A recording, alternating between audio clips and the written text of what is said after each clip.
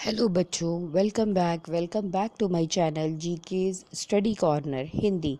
आज हम आपका क्लास 6 का इंग्लिश की बुक हनी सकल का चैप्टर नंबर 5 पढ़ेंगे, a different kind of school. यहाँ पे आप इस चैनल पे आपको आपके सभी सब्जेक्ट्स को आसान हिंदी भाषा में समझाया जाता है।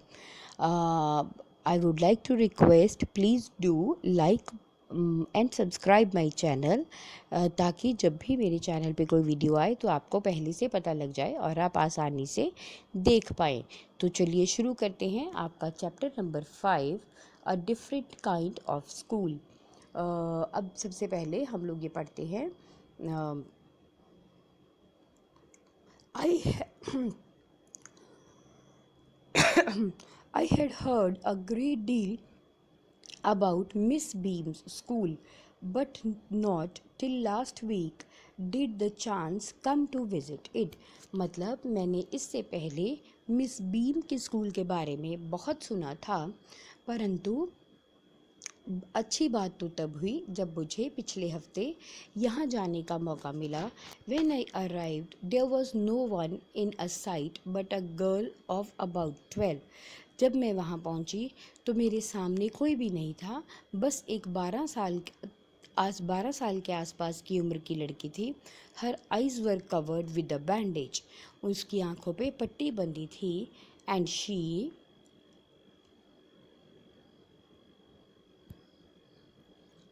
she was being led carefully between the flower beds by a little boy who was about 4 years younger। मतलब एक लड़की थी जो 12 साल की उम्र के आसपास थी और उसकी आंखों पे पट्टी बंधी थी। इसके अलावा तकरीबन उससे 4 साल छोटा, मतलब 8 साल का एक लड़का था, जो कि उसे फूलों की क्यारियों के बीच में से हाथ पकड़ के ध्यान से ले जा रहा था। शी स्टॉप्ड, वो लुकी, and it looked like she asked him who had come. और ऐसा लगता था कि वो उस लड़के से पूछ रही थी कि कौन आया है। He seemed to be describing me to her, और ऐसा लगा कि वो लड़का उसे मेरे बारे में बता रहा था। देन दे पास्ड ऑन, और वो आगे चले गए। Miss beam was all that I had expected. Miss beam बिल्कुल वैसी ही थी जैसी कि मैंने आशा की थी। A middle aged, full of authority. वो अधेड़ उम्र मतलब 40 से 50-60 के बीच की एज रही होगी। फुल ऑफ अथॉरिटी मतलब वो बहुत अधिकारपूर्ण तरीके से थी। येट काइंडली एंड अंडरस्टैंडिंग, परंतु फिर भी वो बहुत दयालु थी। एंड अंडरस्टैंडिंग मतलब सामने वाले की भावनाओं को समझने वाली थी। Her hair was beginning to turn grey. उनके बाल थोड़े थोड़े सफ़ेद होने शुरू हो गए थे। And she had a kind of plump figure that is likely to be comforting to a homesick child। और वो बहुत हल्की सी मोटी थी, मतलब एक तरह से थोड़ी मेच्योर थी और बिल्कुल ऐसी ही दिखती थी जैसा कि एक होम सिक चाइल्ड, मतलब एक बच्चा जो घर से दूर हो, वो उसे प्यार देने के लिए जैसी माँ की ज़रूरत है वो बिल्कुल वैसी ही दिखती थी। I asked her some questions about her teaching methods, which I had heard were simple। मैंने उन्हें उनके पढ़ाने के तरीके के बारे में कुछ प्रश्न पूछे, और उनके पढ़ाने के तरीके के बारे में मैंने यही सुना था कि बहुत ही सिंपल है। No more than is needed to help them to learn how to do things। तो इसके लिए उन्होंने कहा, मिसेस बीम ने कहा कि केवल ये उनकी सबसे बड़ी सहायता यही है, इन बच्चों की सबसे बड़ी सहायता यही है कि उन्हें ये सिखाया जाए कि काम करना कैसे है। सिंपल स्पेलिंग, उन्हें सिंपल से स्पेलिंग सिखाई जाए। एडिंग, जमा करना सिखाया जाए। सब्ट्रैक्टिंग मतलब माइनस करना सिखाया जाए। मल्टीप्लाइंग, उन्हें गुणा करना सिखाया जाए। एंड राइटिंग, और लिखना सिखाया जाए। Rest is done by reading to them and by interesting talks. इसके अलावा उन्हें पढ़ के सुनाया जाता है, बाकी का काम इसी से हो जाता है। एंड बाय इंटरेस्टिंग टॉक्स, और उनसे अलग अलग तरीके से बातें की जाती हैं। During which they have to sit still, और इन बातों के समय में उन्हें आराम से बैठना होता है। And keep their hands quiet, और अपने हाथों को भी शांत रखना होता है। There are practically no other lessons, इसके अलावा अगर हम देखें तो कोई भी और तरीके से उन्हें नहीं पढ़ाया जाता। The real aim of this school is not so much to teach thought as to teach thoughtfulness, kindness to others and being responsible citizens. मतलब हमारे स्कूल का, जो मिस बीम के स्कूल का मेन जो एम है, जो उनके स्कूल का मुख्य उद्देश्य है, वो ये है कि उन्हें सिर्फ विचार ही नहीं पैदा करने, बल्कि विचारशीलता, मतलब हर चीज़ को लेकर वो बच्चों को सेंसिटिव बनाते हैं। थॉटफुलनेस मतलब हर चीज़ को लेकर उनकी सोच को बढ़ावा देते हैं। काइंडनेस टू अदर्स, उन्हें ये सिखाया जाता है कि दूसरों के लिए कैसे दयालु बनना है। एंड बीइंग रिस्पॉन्सिबल सिटीजन्स, मतलब उन्हें एक जिम्मेदार नागरिक बनाया जाता है। Look out of the window a minute will you, उन्होंने कहा कि क्या तुम खिड़की में से 1 मिनट के लिए बाहर देखोगे। I went to the window, मैं खिड़की तक गया, which overlooked a large garden and a playground at the back, और जब खिड़की में से देखा लेखक ने तो उसने देखा कि आगे एक बहुत बड़ा फूलों का बाग था, and a playground at the back, और उसके पीछे एक खेल का मैदान था। What do you see miss Beam asked, तो मिस बीम ने मुझे पूछा कि आपने क्या देखा। I see some very beautiful grounds, मुझे सामने कुछ बहुत बड़े खेल के मैदान दिख रहे हैं। आई सेड, मैंने कहा, and a lot of jolly children, और बहुत से जॉली चिल्ड्रन मतलब खुशी से भरे हुए बच्चे दिख रहे हैं। It pains me though to see that they are not all so healthy and active looking, परंतु मैंने कहा कि मुझे ये बात बहुत तकलीफ़ दे रही है ये देखकर कि वो सब लोग पूरी तरह से स्वस्थ नहीं हैं, और ना पूरी तरह से एक्टिव, मतलब पूरी तरह से काम करने में तेज़ तरार है। व्हेन आई केम इन, जब मैं अंदर आया, I saw one poor little girl being laid out, तो मैंने देखा कि एक बेचारी लड़की को कोई हाथ पकड़ के ले जा रहा था। She has some trouble with her eyes, तो मैंने कहा कि मुझे लगता था कि उसकी आंखों में कुछ प्रॉब्लम है। Now I can see to more with same difficulty, तो अब मैं फिर से देख सकता हूँ कि 2 बच्चे और हैं जिनकी आंखों में कोई तकलीफ़ है।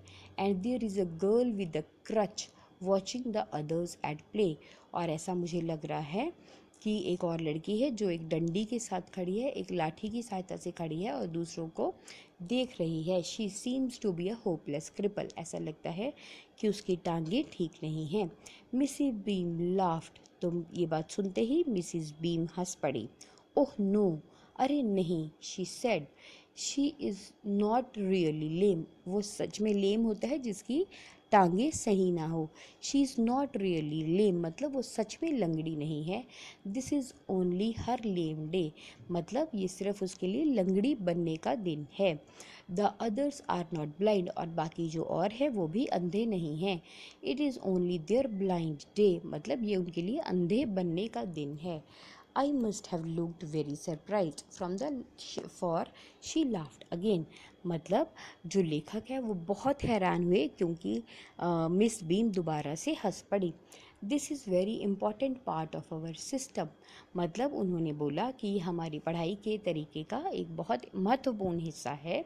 To make our children appreciate and understand misfortune, we make them share in misfortune too, मतलब हम अपने बच्चों को ये समझा सके कि बुरी बात क्या होती है, बुरी किस्मत क्या होती है, तो हम उनको इस एक्सपीरियंस से गुजारते हैं कि वो ये समझे कि बुरा होना क्या होता है।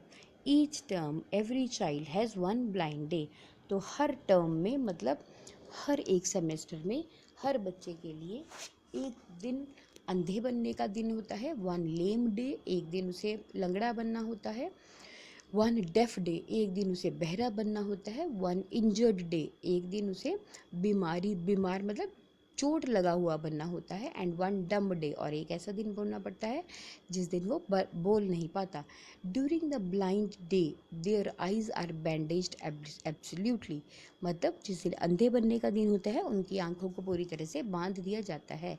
And they are on their honour not to peep, और इसके अलावा उन्हें ये कहा जाता है कि वो नीचे से ना देखें। The bandage is put on over night so they wake blind. अब रात में ही, एक रात पहले से ही उनकी आंखों पे पट्टी बांध दी जाती है ताकि वो जब सुबह उठे तो वो देख ना पाए। This means they need help with everything. इसका मतलब ये होता है कि उन्हें हर काम के लिए सहायता की ज़रूरत होती है। Other children are given a duty of helping them. बाकी बच्चों को ये ड्यूटी दी जाती है, उनकी ये ड्यूटी लगाई जाती है कि वो उनकी सहायता करें। एंड लीडिंग देम अबाउट, और उन्हें एक जगह से दूसरी जगह लेकर जाएं।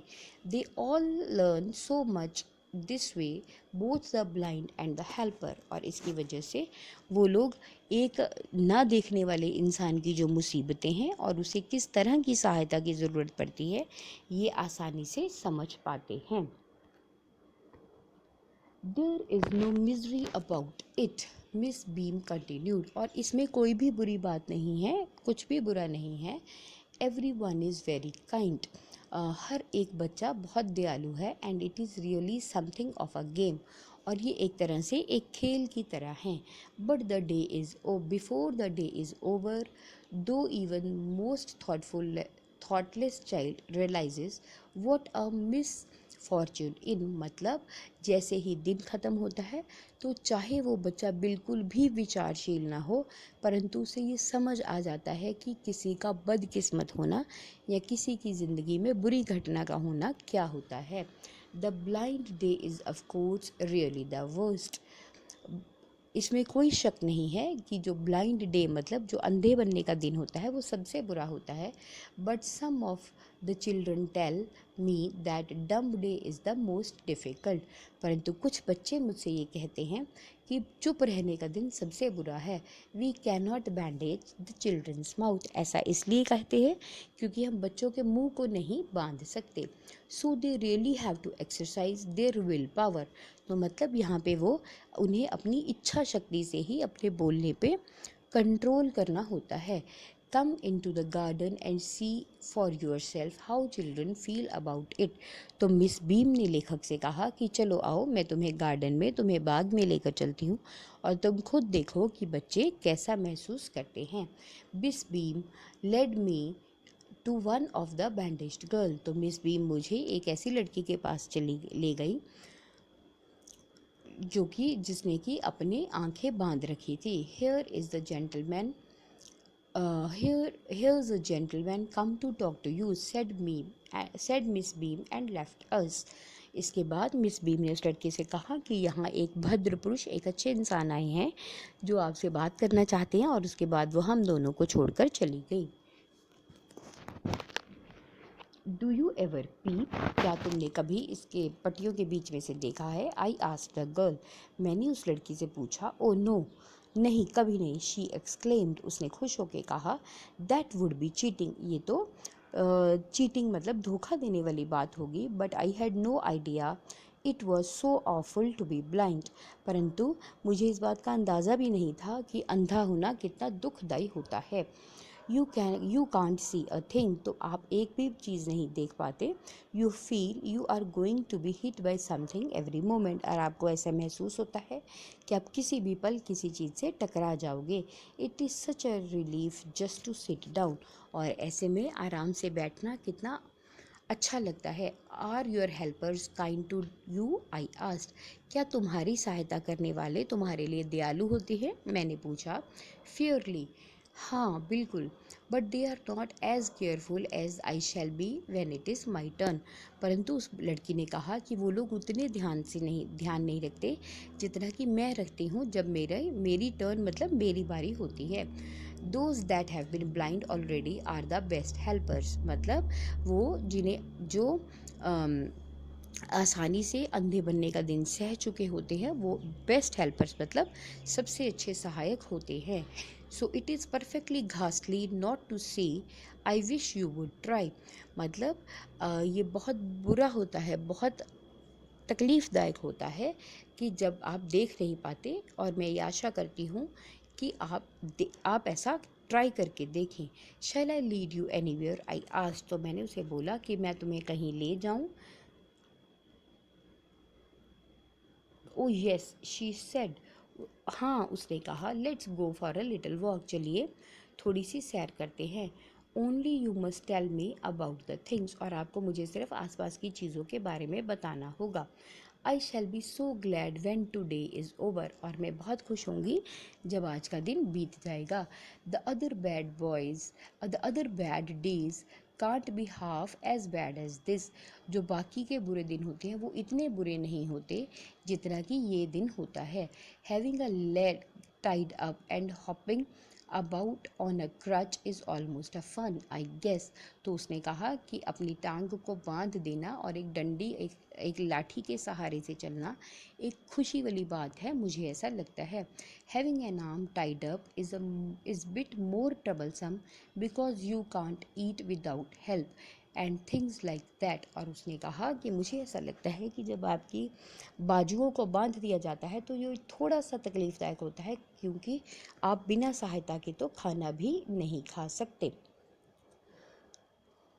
आई don't think I mind being deaf for a day, at least not much. उस लड़की ने कहा कि मुझे लगता है कि बहरा बनना मेरे लिए ज़्यादा तकलीफ़दायक नहीं होगा, but being blind is so frightening, परंतु अंधे बनना बहुत तकलीफ़दायक है।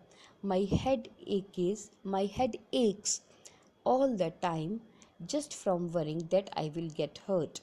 और उसने कहा कि मेरा सिर ये बात सोचकर ही दर्द में आ जाता है कि जब मुझे ये चिंता हो जाती है कि मुझे चोट लग जाएगी। वेयर आर वी नाउ, और उसने पूछा कि अब हम कहाँ हैं। In the play ground, I said, तो मैंने कहा, लेखक ने कहा कि हम खेल के मैदान में हैं। We are walking towards the house, हम घर की तरफ जा रहे हैं। मिस बीम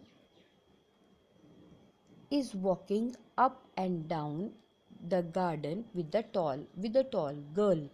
और मिस बीन जो है वो एक बच्चे के साथ, एक लंबी लड़की के साथ बाग में घूम रही हैं। What the girl is wearing, my little friend asked, तो उस लड़की ने क्या पहन रखा है, मेरी छोटी सी दोस्त ने पूछा। A blue cotton skirt and a pink blouse, उसने एक पिंक कलर की शर्ट और नीले रंग की स्कर्ट पहनी है। आई थिंक इट्स मिली, मुझे लगता है वो मिली है। शी सेड, उसने कहा। What is the colour of her hair, उसके बालों का क्या रंग है। वेरी लाइट, आई सेड, बहुत हल्का रंग है। येस दैट्स मिली, तो उसने कहा कि वो मिली है। She is the head girl, वो हेड गर्ल है। There is an old man tying up roses, I said, और वहाँ पे एक बूढ़ा व्यक्ति बैठा है जो कि गुलाब के फूलों को बांध रहा है। येस दैट्स पीटर, हाँ वो पीटर है।